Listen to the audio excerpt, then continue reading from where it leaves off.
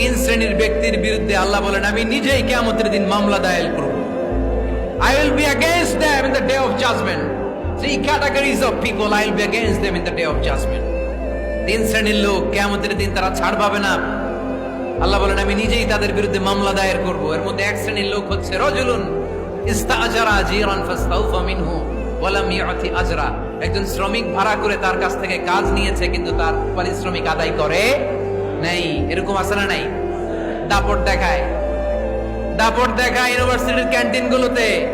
ইউনিভার্সিটির ক্যান্টিনে যে খায় মাগার বিল দেয় না, এরকম ডাকাইত আছে না নাই? চায়ের দোকানে চা খায় পরে দিমু বিল দেয় না, আছে না নাই? দোকানে যে পণ্য কিনে বিল দেয় না পরে দিমু, আছে না নাই? কিয়ামতের দিন আল্লাহ তোরে মাস্তানি ছুটাবে, চিল্লা এখন ঠিক কিনা?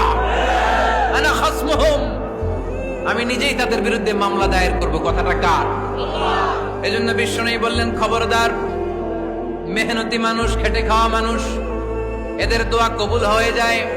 আতুল আজিরা আজরাহু ক্বাবলা আন ইয়াজিফা আরাকুহু। খবরদার, বিশ্বনবী বললেন শ্রমিকের ঘাম শুকিয়ে যাওয়ার আগে তাদের পারিশ্রমিক মিটিয়ে দাও।